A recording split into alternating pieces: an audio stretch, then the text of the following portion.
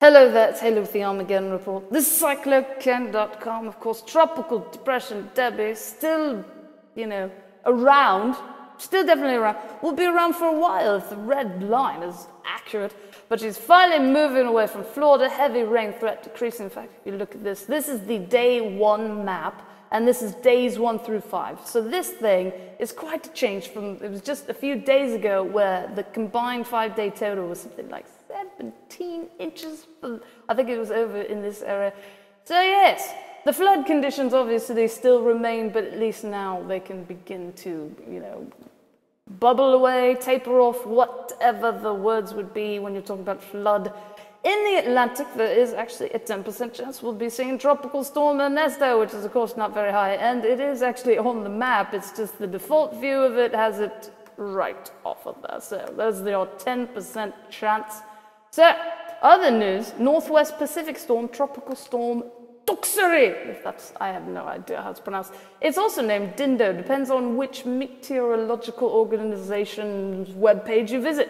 So here are the different paths from different organizations. So this, for instance, if this is how it is pronounced, Pegasa, I'm going to go with. They're calling it Dindo. Everybody else seems to be calling it Doksuri. This is the Joint Typhoon Warning Center, and this is the Hong Kong Observatory.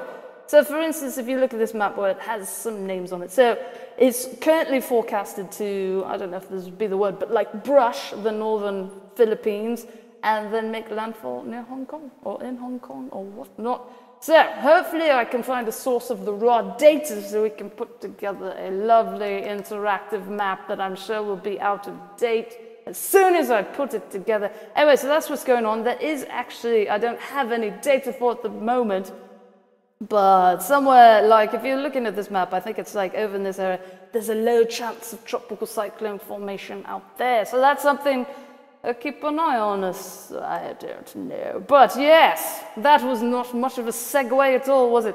It's flipping hot.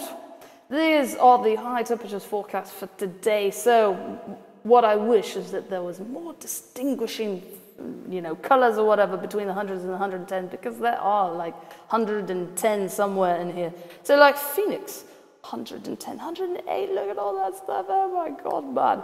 So hundreds, there's some 110s, 105 Oklahoma City, so very flippin' hot, so it won't be much surprise when I show you this map, which is full of heat advisories, red flag warnings, excessive heat warnings, and excessive heat waters. So for instance, this would be excessive heat warning down here. Red flag warnings, of course, we've still got the wildfire problem going on in Colorado. We've got excessive heat warnings, that's what that color is. See, they're so similar. Excessive heat watch is this dark red thing. And then, of course, if you're down in Florida, you're still experiencing flood warnings. So, eek. So everybody needs to combine. We throw some water on these fires over here and it would all be hunky-dory or something of the sort. Anyway, severe thunderstorm news. Not terribly much of the state's been affected. Minnesota is the target of the slight risk today. So 5% around it, 5% over here, 5% down there in southern Florida for this is the wind map. Over here for the hail map, it's apparently limited to Minnesota today, and tornado threat is not existent. Well, I shouldn't say not existent, it's just very low, because you could still absolutely have a tornado even when it says less than 2% all areas. I've seen it happen, and I'm sure it will happen again. Tomorrow, there was formerly a slight risk area here, but as of this most recent thing that was issued around noon-ish, they've removed it and it's down to 5%. So, but it's a 5%, touching quite a few states tomorrow. Day after tomorrow, confusing again because it says that, but so we look at this, and you see another 5% touching quite a few states once more. Days 4 through 8, predictability too low. So there is, it's been like that for several days, and we've been seeing things like 5% chances. So probably what we'll see tomorrow is a 5% chance on the map somewhere. But if you want, you can read down here and find out where they think severe thunderstorms may be happening. But right now, the timing and or location is not yet certain enough for the Storm Prediction Center to have put something on the map for days 4 through 8.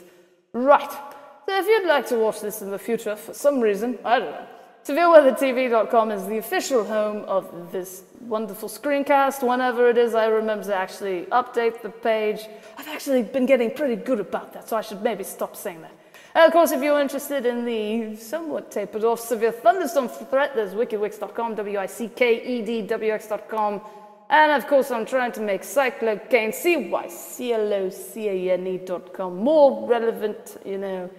But yeah, so, and here's some factoid for you. Debbie, I believe, broke the record for the earliest fourth named storm of the year. It was formerly, I cannot remember what the name was, but it was the 2005, the apparently infamous 2005 hurricane season. Of course, Katrina was part of the 2005 season. Anyway, I believe that Dennis, I think it was Dennis, anyway.